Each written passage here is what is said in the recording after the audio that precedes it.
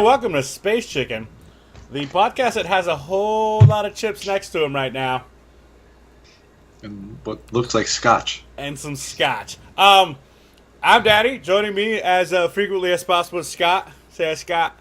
Hello. All right, so today I want to talk about something that's actually brought to my attention by a buddy of mine who's actually joining the No Right Answer slash Talking Chicken team, and that is how many game launchers does one actually need to game on a goddamn computer? Good. So the weirdest thing happened, right? So we're gonna put out a first impressions video on the gaming channel for Breakaway, right? So Breakaway is a game by Amazon, right? Amazon, who owns a certain company, a lot of people are familiar with, called Twitch, right? They own them, and what they did was they released the game through Twitch app as a game launcher, something very similar to like Battle.net. Right? It's like it has that same layout and feel, but then they also do like third-party games, like this War of Mine and some other games that you can get on their. So you buy it through Twitch, but it launches through the launcher. And the thing that the launcher offers you is that it will stream to Twitch immediately. Like I was doing the beta test, not the the alpha. It was actually the alpha of that was called Breakaway, and it was automatically streaming to my Twitch channel, which I seldom use because I find it awkward to play video games to the ether. It's just weird. Anyway, separate subject. So, I was telling Alex this, right? Alex, the guy we're bringing on board. He was like, "Yeah, I basically I have Battle.net and I have Steam, and that's it." And I was like, "Oh, that's crazy because I have Steam, and I have Battle.net, and I have Good Old Games, and I have UPlay, and I have Origins, and now I have the Twitch launcher. What else? I used to have Glyph when I used to play Rift. I don't have Glyph anymore, but I did. I have a separate launcher for Star Citizen. Star Citizen has its own launcher. Okay, so that's eight launchers on my computer for any given game. Is that too many? Like, are we like? So there's a difference between like competition, right? And then they're just being too much stuff, right? It's funny. And this could be a second part to this. It was so funny because I was thinking about this the other day when it comes to a voice chat, right? So you remember there was like one voice chat, like Ventrilo or whatever, right? And so I'm relating this to the game launcher thing, and then everyone had their each individual game. You'd launch it, the icon off the desktop, and then Steam came along. And Steam kind of crazy revolutionized that. But what I noticed is with all these like those two branches of things is now they've exploded. So you have 12 different ways to launch games, and like 12 different ways to communicate. I mean, something like Twitch is the Twitch launch app merged with Curse. You know that whole thing. Is that all merged together? So I don't know if Curse is actually providing the underlying VoIP service for it, but Twitch has its own VoIP service. But then they also are promoting Curse. Right, I thought they had merged. That's what I thought they had done. You know what I say a lot of times is like, all right, it gives you more opportunities to communicate and streamline things. And I guess without 8 launchers, you would have 20 different icons on your desktop, right? So that's like the alternative, right? So instead of having like WoW, Overwatch, StarCraft, and da da da da da da, you just have one window to go into to load it all. Or instead of all the plethora of, because you have like 400 Steam games, instead of having 400 games, you have the Steam launcher. It's just like it's getting smaller, but it's kind of like I wish there was a way to make it one central thing for that. So, but here's the thing, right? So, I shouldn't be eating and recording, but I'm eating and recording anyway. So, you have Steam, right? Which is we're going to call Steam the grandfather. All right, they're the grandfather. I don't think they were the first, but they were like the one, right? Mm-hmm. They had all of these games on it, right? All of the games they had. I mean, all of the games were on Steam. Period. That's where they were. And then the big boys in publishing, they're like, we want our own. So EA was like, hey, we're gonna have Origins, right? And they're like, all right, so now you can get our games here too. And then they were like, oh, also now none of our new games are on Steam. So now it's like, if you want to play an EA title on your PC, you have to get Origins, right? Like when Anthem comes out, because we were talking about Anthem, right? When Anthem comes out, we have to get on Origins. They're not going to launch it on Steam because they didn't launch Mass Effect 3 on Steam. They didn't launch Mass Effect on Andromeda, which again was a meh game, but they didn't. That was supposed to be a big title. They didn't launch that on Steam. You can't get Madden on Steam. You can't get any of the new Maddens on Steam. Can't get FIFA on Steam. They don't do that anymore. I just was why we're talking about this, right? And I'm thinking the thing that's going to be great is now does the Xbox app let you go through a game through it? Because I know how it like tells you what games you have and you're playing in the Xbox app. Shit, you just reminded me. And the Xbox app, so that's 9 theoretically. Right. So like part of me was thinking like so I get the problem. What you're saying is like, but again, I still think it's mad first world problem. Definition of first world problem. Too many video game launchers. Even though there's a lot of them, it's still less than having all the icons. And I think that it kind of is beneficial in the sense that if you have, let's just say Battle.net, like it's beneficial to the company because once you're in it, you think, oh, you're going to see the other games, you see the sales and everything that you can get through it. And I mean, it's beneficial for the company, definitely. And you can do transactions through them now and everything. So if you see a game you like it, like with Steam, you see a game you like it. There's no going to a website and going through a process of filling things out. So that's very streamlined. That's beneficial. So I mean, I think that I wish there was one to rule them all, but given that it kind of streamlines a lot of it, I kind of enjoy it. Not one, just not 9. You know what I'm saying? We don't need one, and I get that there's a competitive sense, but there was a pre-established marketplace where one can go purchase things. So look at the ecosystems on the consoles, right? You have Sony's market, and then you have Xbox market, and then you have Nintendo's market. All of the games, regardless of publishers, are available on that market, right? Mm-hmm. So, but you come to the PC where there was established markets, and then everyone wanted to go, we're going to Wild Wild West this shit. And a lot of them don't really give you enough reason to like, let's take Good Old Games versus Steam, right? So Good Old Games does not stack up to Steam at all.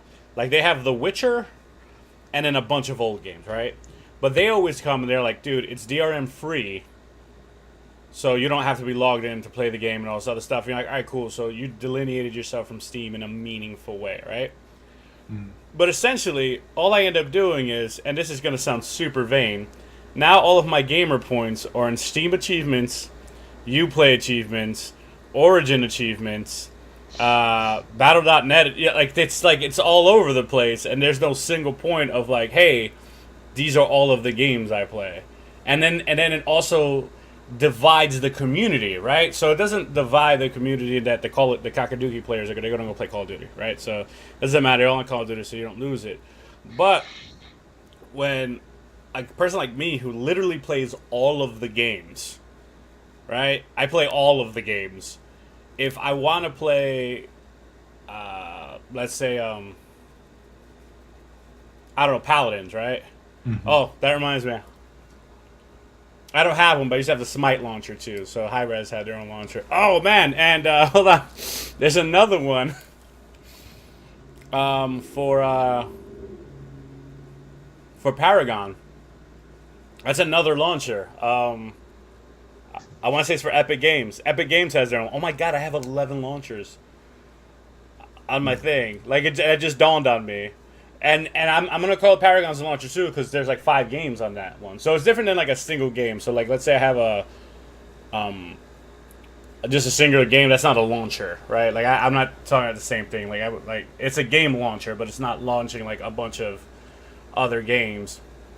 And then there's this weird cross pollination going on between like Twitch and other things in Steam. You can load in non-Steam games so people can see you playing the games on that one. But even like Ubisoft, who still puts their games on Steam, EA doesn't put their games on Steam anymore. But Ubisoft, who still puts their games on Steam, still force you to download their launcher. So you buy them through Steam, launch them through Steam, but you still have their launcher on, so they still get credit in some weird fucking alternate dimension.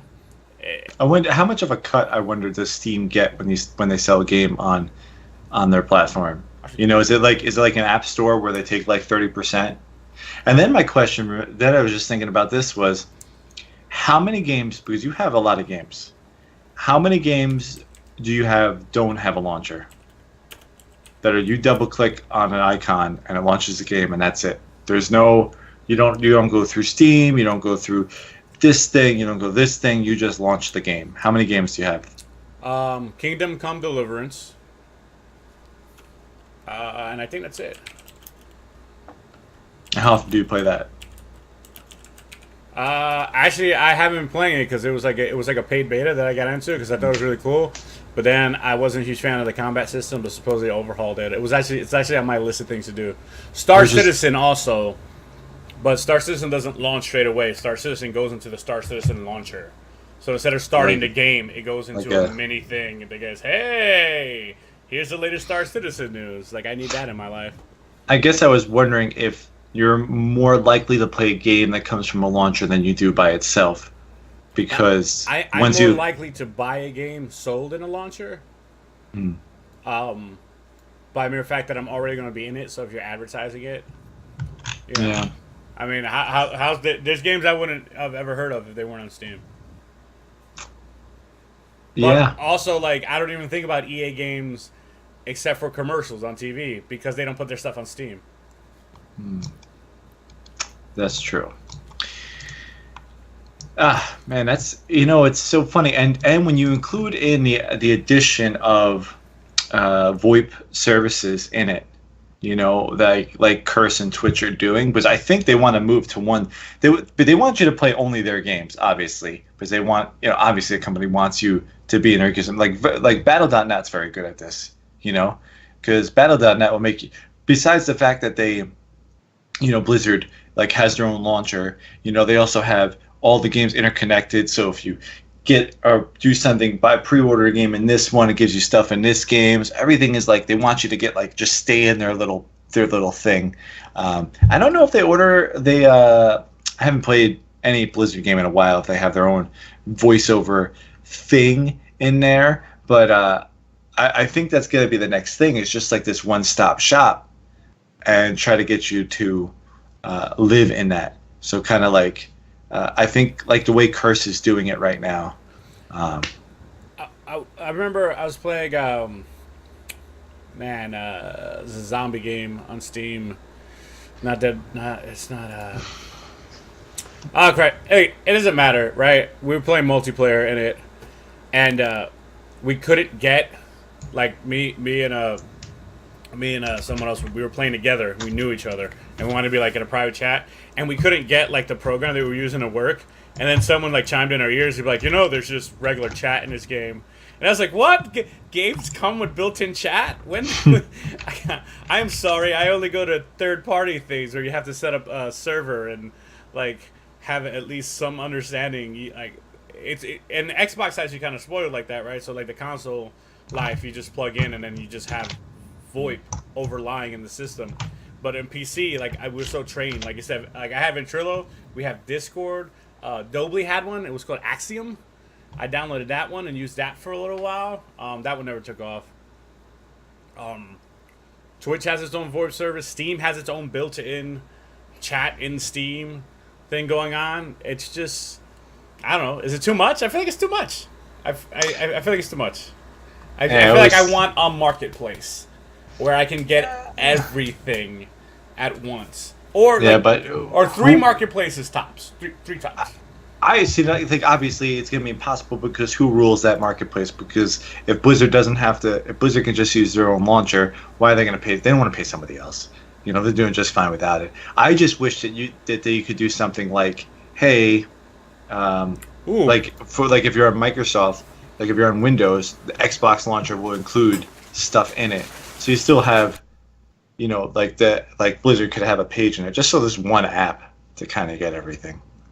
Or have this is gonna sound really So ridiculous. I just read, by the way, that Steam takes a 30% cut. That was I was right. That's a steep I guess cut. so. That's a steep Well, that's what all dude. the App Store. That's what Apple's App Store takes. I think that's what Microsoft takes. 30%. That's oh. Yeah, but they're also creating the environment for people to buy games, putting on sales, drawing them in, providing the path to download, providing the path to play. So, gotta look at it that aspect of it. But Yeah, I guess so. There's no indie game addicts like I- me. what's funny is I was just thinking about this, right? Because I was like, well, maybe there can't be a company to develop a launcher because they don't want to pay it, but maybe something like the Xbox app on Windows where you see all your games, right? But I mean, this would be like a launcher to a launcher, but like you would have like the Xbox app open, and let's say you want to play, Paladins or World of Warcraft or something like that. You go to work, you can open up the Xbox app, and you could like say what you're doing, you see all your friends, and then you click on the launcher, and click on the game, and it would load the launcher, and then you launch the game. It'd be ridiculous, but Yeah, Steam already does that though. do they? Yeah, you can import non-Steam games into your Steam library, and then that way all your buddies playing Steam can see you can still communicate with them. So that's a catch-22. So I guess we presented a problem that Steam already solved. I guess I'm just complaining that I have so much shit downloaded on my computer, but that's mostly my fault. Well, I mean, yeah, you do have. I mean, how many games have you ever counted? How many games you have altogether? No. I don't think you should. I feel like that would be a very hard thing for you to accept. No, it's going to be north of 200, but even that's not that many by gamer. Like, there are people who have way more games than I have. But I think about it again. So, like, when you do things like your Steam and stuff, you have them forever. So when you're done with them, you never have them. If I go lifetime games, I usually until Xbox One, right? I own physical copies of all my games, and then was involved in that secondary trading market. I'm not there anymore, so now theoretically I get to keep all my games forever, as opposed to before where I got from the 360 back. I have no idea how many games, but I think I have like over 150 Steam, and Battle.net only has like 5 games you can have, right? GOG, I only have like 7 or 8 games there. It's a lot, though. Still a lot. Yeah, and then on my Xbox, I have no idea because I downloaded every free game Every month on Xbox Live Rewards. Even if I didn't play them, I'm like, I might get around them one day. Yeah, And I there totally are games forgot I about that. own twice too. I own Assassin's Creed Black Flag twice, except I got it free twice. I got it free on PC and I got it free on Xbox. I own Smite twice, and I own Overwatch twice. Ugh, and how much do you play those? I got Overwatch to play with you fuckfaces, and then not enough people bought it, so I ended up buying. Because a game called Paladins came out and says free to play. Yeah, so I ended up getting a fucking game on 2 ecosystems, and neither group of people ended up playing it. I was so mad. I don't like playing that game by myself. I fucking hate it. I go on Fiverr and pay some strangers to play with me. Hey, you play with Mike, but Mike's not around anymore. Mike's not around anymore, so he would play. Yeah, I know. But then he's hooked on Destiny, so like all he's talked about is Destiny 2. It's like Destiny 2, Destiny 2, Destiny 2. I'm like, I have 200 games. No one wants to play with me. So sad. Hey, people on Fiverr want to play with you. Oh Okay? yeah, for $5 though. Small price, and they'll do the voice of the characters. They will. We should do. I want to do a Fiverr episode after going on Fiverr to look at some stuff. I want to do a Fiverr episode, but last person on YouTube to do a Fiverr episode got in trouble. So Yeah. I don't know. Shout out PewDiePie. So I don't. So this is a short one, but I mean, there's economics involved. I understand that, and there's all types of other behind the scenes stuff that we don't understand because we're not involved in the digital game distribution business. Not for lack of trying either. It's just we just don't work in that business. It's not willful ignorance. But are we crazy? Like, are we complaining? Like, I know this is purely a problem of the, you know, of the desktop gamer, and not really one that we need to just go out and solve immediately. And I probably shouldn't be complaining about having to click more than one icon to find sales on games, but it's better than taking out the CD and putting the CD in. Right? oh, like a fucking animal, dude, like a savage beast, like a hooved creature we allow to sit on furniture. I don't know. I don't want that in my life. Not today. Not ever. I'm way past that. Yeah. Yeah, you heard me, disc people. You're animals. I'm calling you that. Hope GameStop dies. All right. That's it for Space Chicken. You got anything else, Scott, before we sign off? And I can't wait to see what Mike's gonna write. oh, I know. I'm super excited. Also, shout out to Dennis. We love you, man. I saw your comment. We appreciate the support. Space Chicken out.